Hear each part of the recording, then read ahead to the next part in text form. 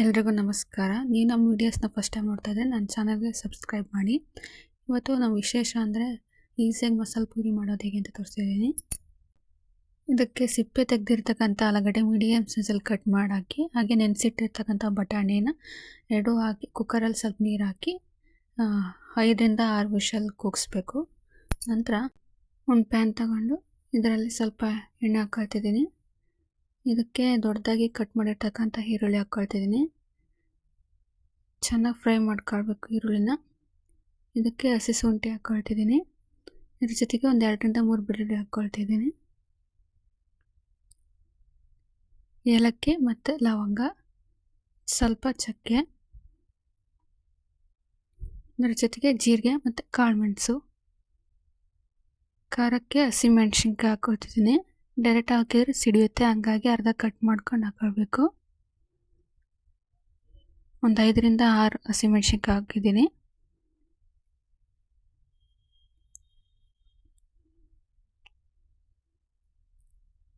ಚೆನ್ನಾಗಿ ಫ್ರೈ ಆದಮೇಲೆ ಲಾಸ್ಟಿಗೆ ಟೊಮೊಟೊ ಹಣ್ಣು ಹಾಕ್ಕೊಳ್ತಿದ್ದೀನಿ. 1 ಟೊಮೊಟೊ ಹಣ್ಣು. ಒಂದು ಮಿಕ್ಸಿ ಜಾರ್ಗೆ ಬೇಯಿಸಿರ್ತಕ್ಕಂಥ ಆಲೂಗಡ್ಡೆ ಮತ್ತು ಬಟಾಣಿನ ಮಸಾಲ ರುಬ್ಕೊಳ್ಳೋಕ್ಕೆ ತೆಗೆದಿಟ್ಕೊಳ್ತಿದ್ದೀನಿ. ಮಸಾಲ ಹಾಕ್ಕೊಳ್ತಿದ್ದೀನಿ. ಪುದೀನ ಸೊಪ್ಪು ಮತ್ತು ಕೊತ್ತಂಬರಿ ಸೊಪ್ಪು ಎರಡು ಹಾಕ್ಕೊಂಡು ರುಬ್ಕೊಳ್ತಿದ್ದೀನಿ. ಹಾಗೆ ಒಂದು ಪ್ಯಾನ್ಗೆ ಬಟಾಣಿ ಮತ್ತು ಆಲೂಗಡ್ಡೆ ಮ್ಯಾಶ್ ಮಾಡಿರೋದ ಹಾಕ್ಕೊಂಡು ಕುದಿಸ್ತಿದ್ದೀನಿ. ಒಂದು 2-3 ಕುದಿ ಬರೋವರೆಗೂ ಕುದಿಸ್ಬೇಕು. ಹಾಗೆ ರುಬ್ಬಿರ್ತಕ್ಕಂಥ ಮಸಾಲನೂ ಹಾಕಬೇಕು. ಸ್ವಲ್ಪ ನೀರು ಆ್ಯಡ್ ಮಾಡ್ಕೋಬೇಕು. ಅದ್ರ ಜೊತೆಗೆ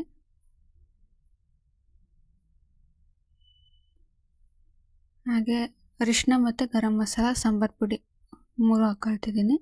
3 ಹಾಕ್ಕೊಂಡು ಚೆನ್ನಾಗಿ ಒಂದು 2 ಕುದಿ ಬರೋವರೆಗೂ ಕುದಿಸ್ಬೇಕು. ರುಚಿಗೆ ತಕ್ಕಷ್ಟು ಉಪ್ಪು ಹಾಕ್ಕೊಂಡು ಕುದಿಸ್ತಿದ್ದೀನಿ. ಇದೀಗ ಆಗಿದೆ, ರೆಡಿಯಾಗಿದೆ.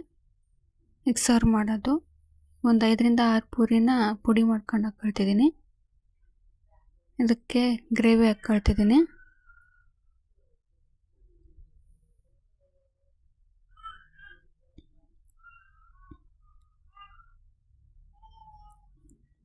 ಗಟ್ಟಿ ಆದರೆ ಸ್ವಲ್ಪ ನೀರು ಹಾಕ್ಕೊಂಡು ಕುದಿಸ್ಕೋಬೇಕು. ಇದಕ್ಕೆ ಮೇಲೆ ಈರುಳ್ಳಿ, ಟೊಮೊಟೊ,